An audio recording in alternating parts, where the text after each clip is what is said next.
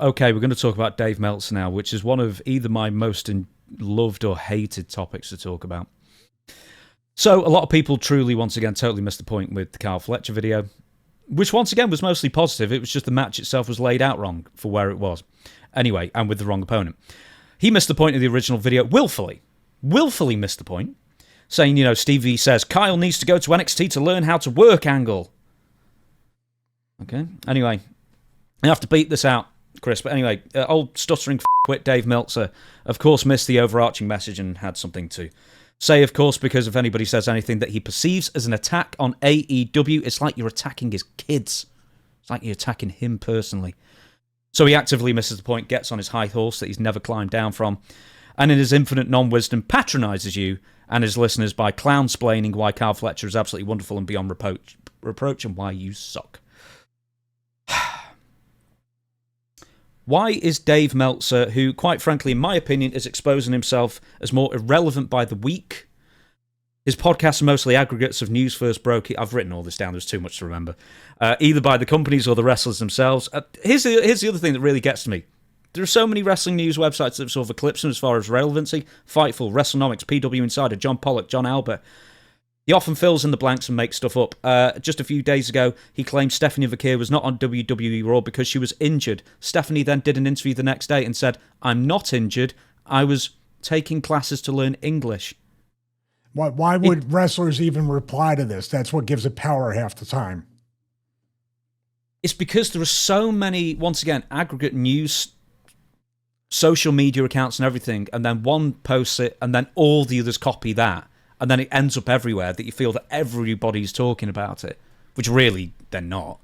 Because, social media in and of itself is, a small fraction. The people who live on social media are a small fraction of reality. And that everyone wants to just like and share guest echo chamber and the same things or whatever. But anyway. I was going to say, before you continue, I just want to interject this because I feel like, I think what Dave is, he's just too tense. He's too bound up. He needs a mic scissor arm. That would probably solve a lot of issues. Holding the mic. Still holding a... This is the technical thing. Still holding a microphone in 2020. That's anyway. The only thing that drives me nuts about him.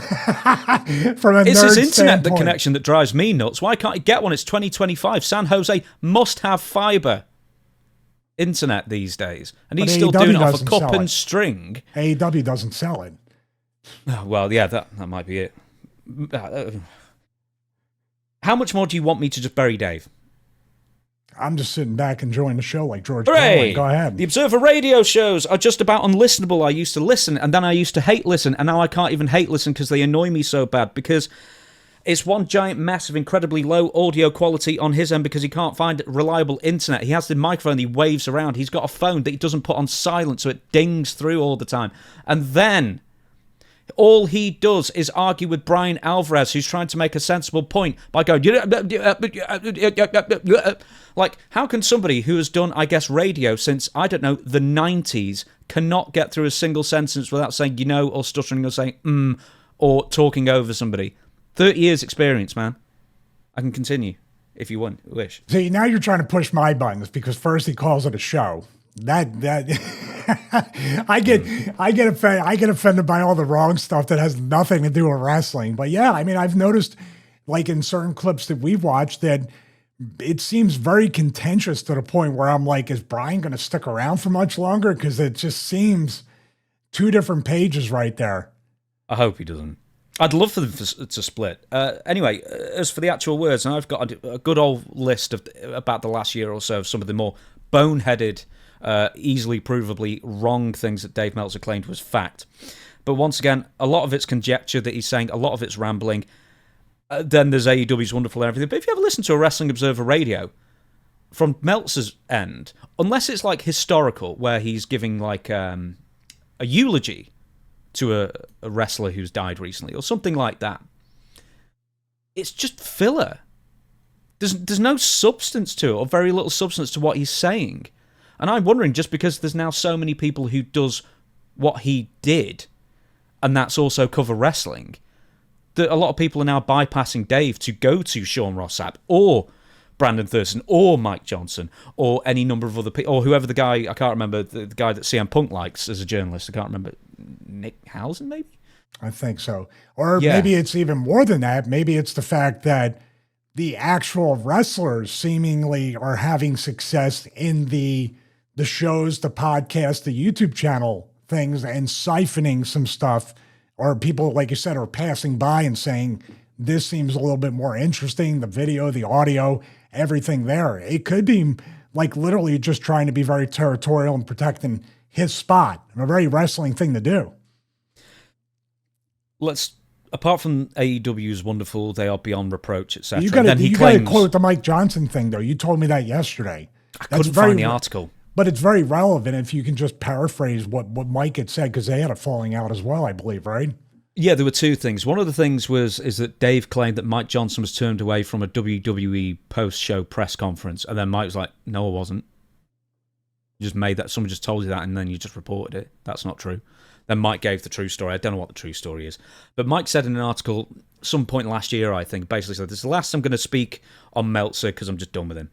And he said, he said he's abandoned any journalistic integrity and whatever other accusations he leveled against Dave. But then he said the reason why he is so, or the reason he felt why Dave is so virulent in his support of AEW is because he's always believed in his heart of hearts that if you presented pro wrestling in the United States more like New Japan or more like PWG, or basically indies on the big screen kind of thing, that it would be a massive success. And AEW has been, I'd say, a moderate success. It's not been a huge success, but it's not been a failure. I mean, now they're eventually going to start making money because they got an unbelievable television deal. But every other year, they lost money as well. But Mike Johnson's contention is that Dave Meltzer's own ego and opinion on pro wrestling, what it should be and what should be popular, is tied up in AEW's success. That's his opinion. What do you think of that critique?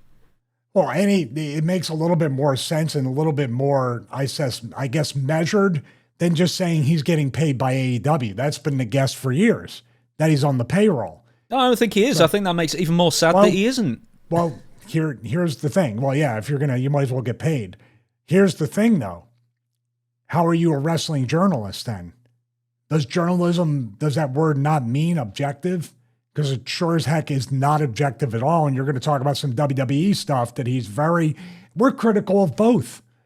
So I don't know. We get the thing like when we talk about AEW that we're WWE fans, and we talk about WWE, we're AEW fans. It's like, yeah, I mean, where do you go with that? I mean, it's very much mental gymnastics, but why not just be an AEW show then, an AEW radio show or whatever it's going to be? Be honest with what you are. Everybody sees what it is, and you argue with people on social media about things, and you try to gaslight people, and then people just go this, like Mike Johnson. Yeah, whatever. You're right. I'm done with you. Yeah, I'm right. I'm right. Oh, that's what Brian Alvarez does constantly. I mean, there was one. He just gives up. Yeah, Brian just gives up in the end. And he says, can I finish my point? And then Dave goes, no, because I want to talk first, and I've got to be right, and I have to be heard more. No. And just this scattershot. It's like a personality defect. This is not the interactions of a normal person who talks to other people like this on a radio show. If nothing else, it's exhausting. I'd be sweating yelling that hard into the microphone for that. Yeah, Brian, I mean, you invested all that money in a Neumann U87, man. Put it to use. You're not even allowed to talk into that $1,200 microphone.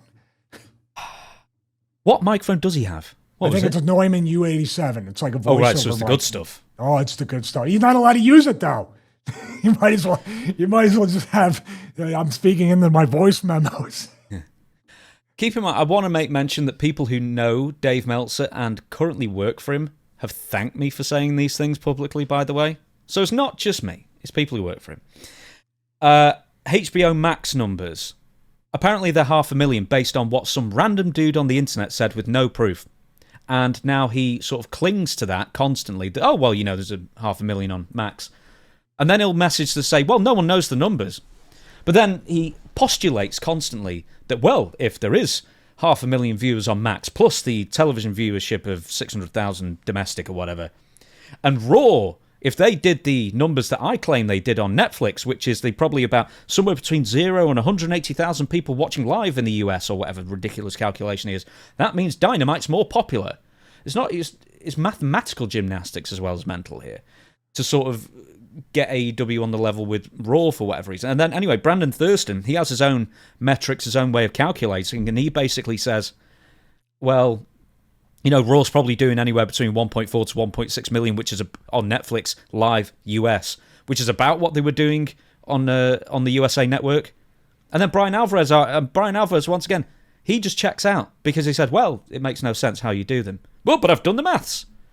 No, you've done something with numbers and come out with a number that you like, and then you're saying that no one else can be right by it. Anyway, let me... Why doesn't Brian, I mean, he's got an excellent radio voice. He seems to be pretty reasonable, I guess. Why does he not just break out on his own? I'm sure he could be successful. Oh, I'd love him to. I think he'd do. I've never spoke to Brian, but I think he'd do a good job. I'm going to now bore you with some of the... What are you reading? I've talked enough. You read some of the more amusing mess-ups or rhetoric-based kind of gaslighting on Twitter or whatnot that I've written down. You're talking about the anti-WWE rhetoric? Yeah, and can I also say what Meltzer said on Twitter helped me with some of these. Thank you very much for your help. What he said on Twitter? No, there's an account that basically holds Meltzer accountable for some of the things he says. Oh, okay.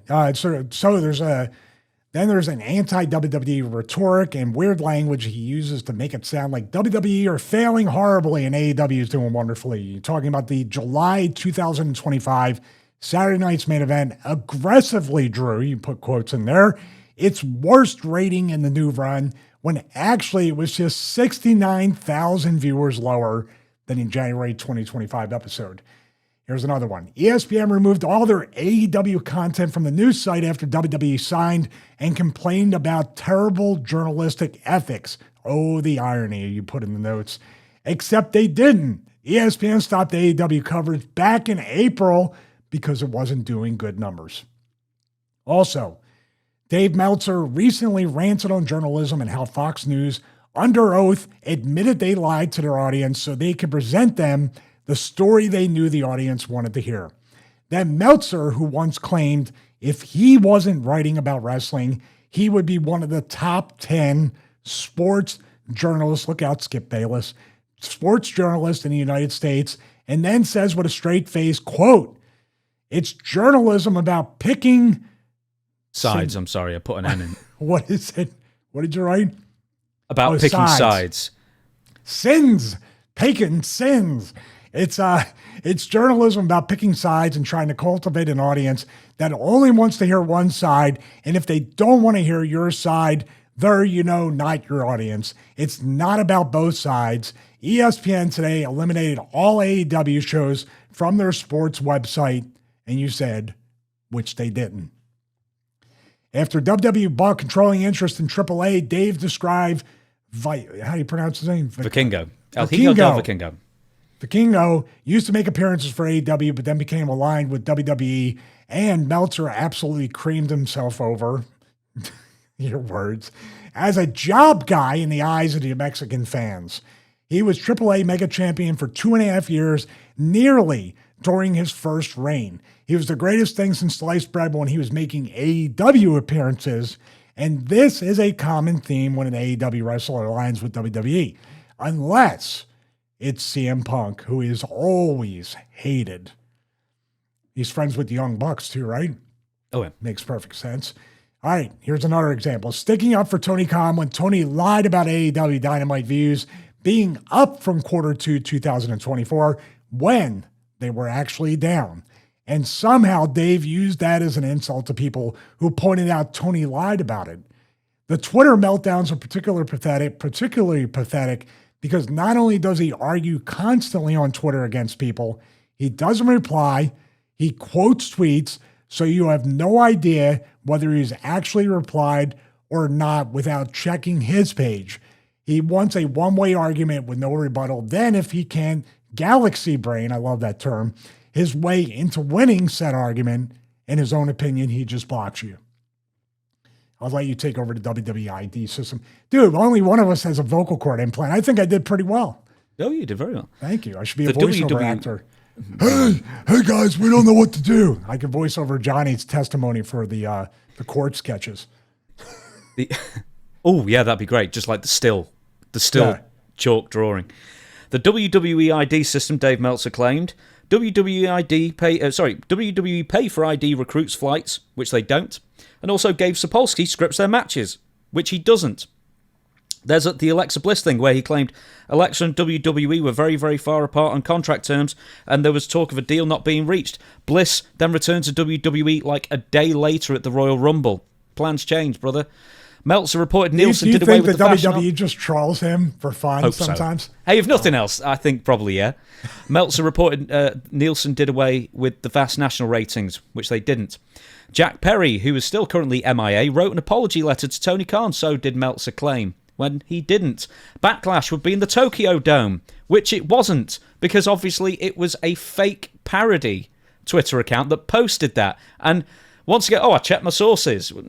Well, apparently there was one Dave Meltzer parody account that he thought was really a Dave Meltzer true account. No, it was a wrestling news parody. You know what I mean. That would be even funnier.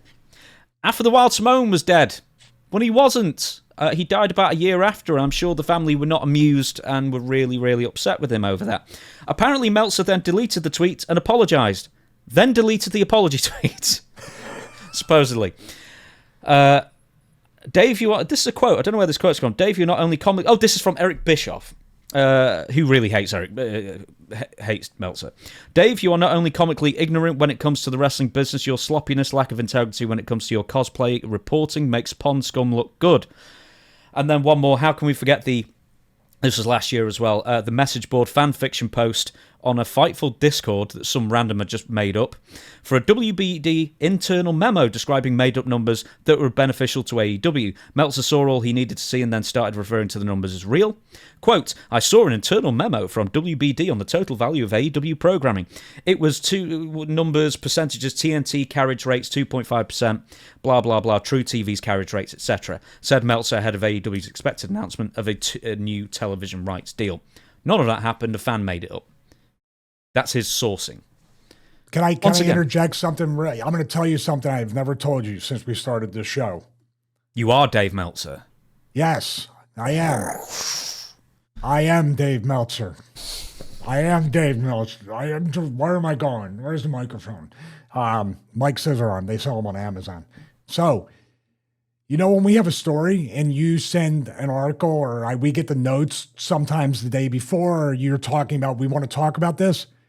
If it's a WWE thing, I call the office and ask for comment and ask if it's true.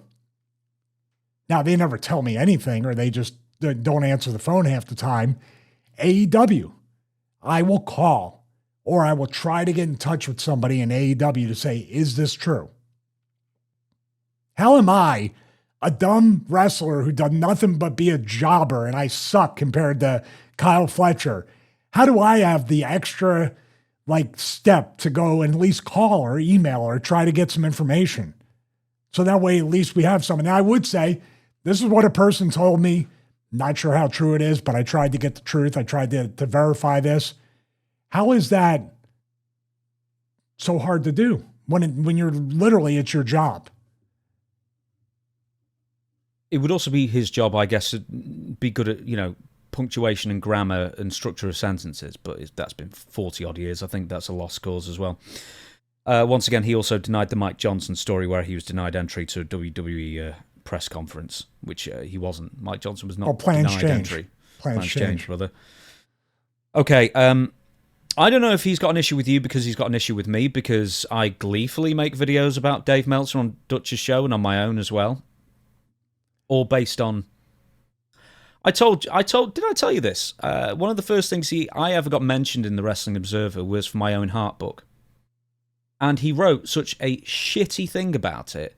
It's basically saying I'm piggybacking off Owen Hart's death by releasing it in May, around the anniversary of his passing it over the edge. I released it in November. Could be further away from May. Anyone with a brain could have figured that one out. You just look on the Amazon page and see when it was released, but nope.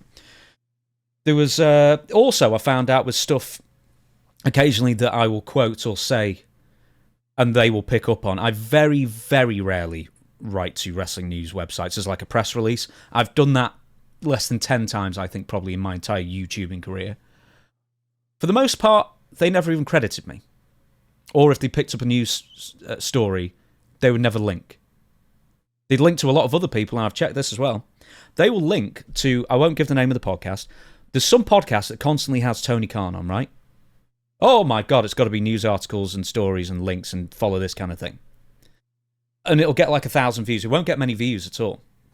Because this is something else I've learned over the years, is that coverage on wrestling news websites do not equate to YouTube views or podcast downloads at all. You'd be amazed how little they affect views and downloads and listens and stuff. But where was I going with that? But yeah, I won't be credited. I won't be mentioned. It won't be linked. He'll just say, so-and-so said this or so-and-so said that. There was the Dutch Mantel thing that really ate me up last year as well, where Dave basically... The GoFundMe? Yeah, the GoFundMe, where, people, out of the kindness of their hearts, gave him a lot of money. Over 100 grand. It was an amazing thing. And Dave used his Observer newsletter to use it as a platform to shit on Dutch about how he was so mean to Tony Khan and stuff like that. It's like, we weren't mean. We were being factual. I mean, what do you want? But, when you basically got, Tony Khan's avatar out there, his unpaid PR going back, and it's like, basically, you're mocking or having to go at a dying man or someone who could have been dying at that time. Luckily, he pulled through to settle some score that no one cares about apart from you. Just made him look worse.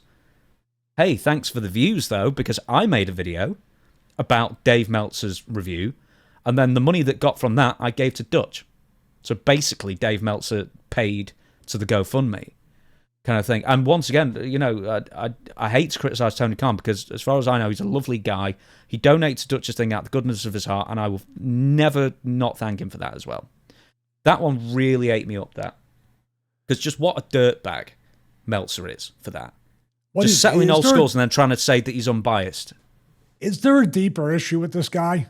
Because there's something, this guy's in his 60s right now, right? Is there a deeper issue with this person? What is it? What is it about him? Is it a narcissist, type personality where he always has to be right? He gaslights, he deflects, he distracts. It seems like that's the method that he uses, right? If you say this, like Brian Alvarez, if he counters with some, he just either hammers, talks over, or let's go over here, or did you know this, and then the numbers. I just don't understand. Like, it really, in this day and age, I can understand before the internet. I can understand how hard it is trying to get people on the phone, trying to verify sources, verify stories, trying to find the stories.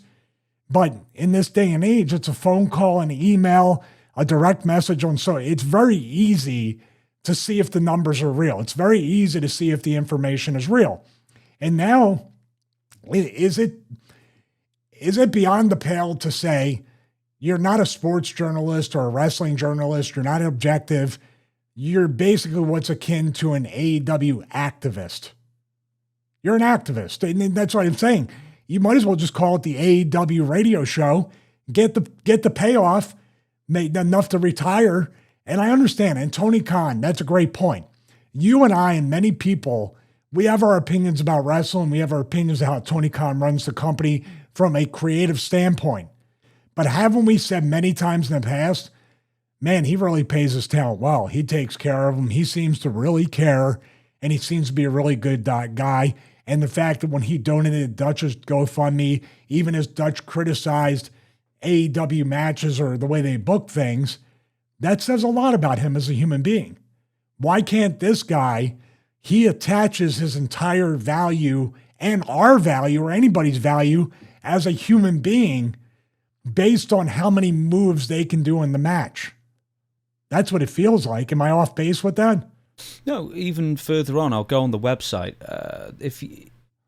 I even counted this. I'm going to get the numbers slightly wrong, but bear with me. Let's say SmackDown was on Friday, and I think they made 3 articles from that show. The Ring of Honor pay-per-view, which very few people have watched in comparison. Very few. A fraction of a fraction. Got something like 8 separate articles, either from the show itself or news coming out of that show that affected AEW or future shows or something like that. There's clearly a bias, and I don't know why even bother to hide it now, or even deny it, because you can't hide it. But doesn't that hurt his bottom line financially? Because people see that and they're like, whatever. It's just nobody watched the Ring of Honor show, which, you know, those people work hard too. I've caught some of the Ring of Honor shows and one of the pay-per-views, and I'm glad Tony has that to give even more people a place to work and make money. But speaking of money, wouldn't you think, you've taught me this, why would I do 8 articles about Ring of Honor if it's not going to generate views or money or subscribers or people to listen, unless you're already making money and being subsidized, which I hope is the case. If he's doing all this and not getting paid, that's not smart. Yeah. How do we wrap this sort of thought up then, do you think? Well, I would say this. You and I, you know, I think the example we have with the Tony Khan thing, that basically Tony Khan was more of a human being and a man to go past whatever, you know, Dutch said about his company to still donate. In other words, I felt terrible when I called him an effing idiot during that Ray Phoenix and Moxley video.